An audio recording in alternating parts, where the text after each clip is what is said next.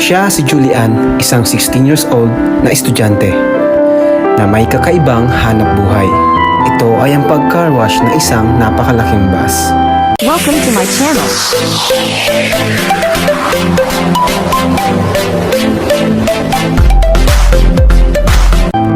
Mag-isa niya itong nililinis para kumita lamang ng 150 pesos.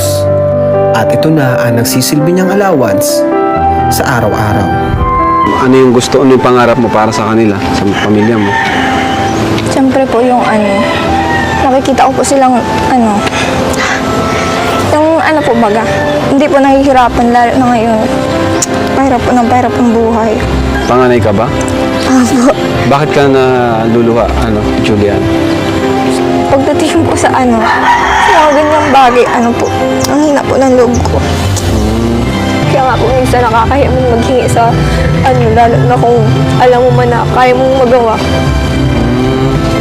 Kaya sa halip na humingi ka, nasusumikap ka na lang sarili mong Grabe.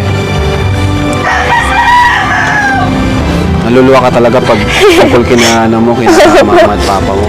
Hindi po ba't napipigilan? Okay lang yun, okay lang. Napaiyak pa nga siya habang siya ay ating kinakausap at sa tulong na aking ibinigay. Naiyak si Julian. Okay lang yan. Nagulat ka ba? Ha? Po. Thank you po at dito sa binigay niyo po. Malaking tulong na po ito lalo na sa akin. Parang tago na lang din po sa mga susunod na week para hindi na po namumblema ng allowance ng Mga kasukay, marami yung napabilib dito kay Julian, dahil yung ginagawa niyang pagkakarawas ay hindi po yun biro.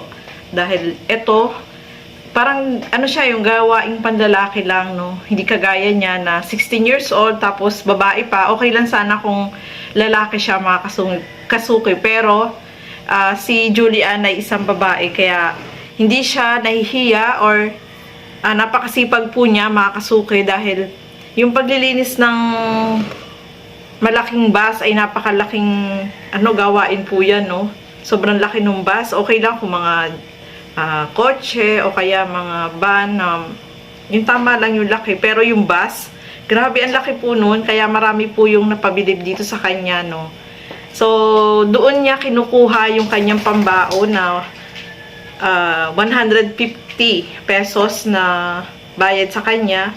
So, pinagkakasya niya para lang meron siyang pambaon sa school, mga kasukay, mga kalingap. At alam nyo ba, yung araw na yon hindi siya nakapasok dahil wala pala siyang pambaon, So, sobrang mahirap din yung kalagayan po nila.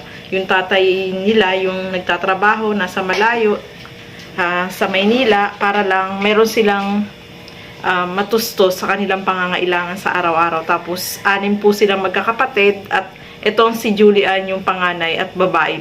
Siya yung nagsolong babae, Yung mga kapatid niya ay mga masisipag din dahil nagtatrabaho na rin, kahit sa murang edad ay tumutulong na rin dun sa kanilang family para meron silang panggastos sa araw-araw, So, nakakabilib itong si Julian. Marami po yung nabilib sa kanya dahil hindi niya alintana yung ginagawa niyang pagkakarwas. Napakalaking bus.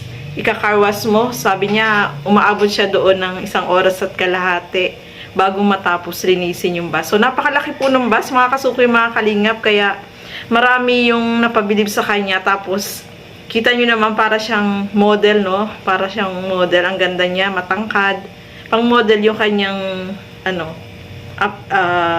personality, mga kasukoy, mga kalingap. Kaya naman si Kalingap Rob ay natuwa sa kanya dahil sa ganong edad na 16 years old ay kaya niyang mag-car wash, Buti na lang nakita siya ni Starrock at inirecommend niya kay Kalingap Rob, kaya napuntahan ni Kalingap Rob itong si Julian.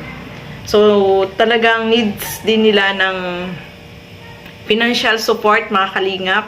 At sabi nga ni Kalingap Rob, kung payag siya na maging mapasama sa Kalingap Angels. O, sino ba naman yung hindi papayag niya, na makasali ka sa Kalingap Angels? Alam naman natin, kapag nasa Kalingap Angels ka, may experience mo yung mga dating hindi mo na-experience, Kagaya ng mga Kalingap Angels natin. Kaya, nakakatuwa na si Julian ay mapapasali sa Kalingap Angels. So, deserve niyo po na matulungan, mga kasuki, mga Kalingap, kaya marami yung natuwa sa kanya. So, maraming salamat po sa inyong panonood at aabangan pa po natin yung mga susunod na video dyan ni Kalingap Rob. So, maraming salamat po. Keep safe, everyone. Thank you for watching. Mabuhay po tayong lahat. Bye-bye!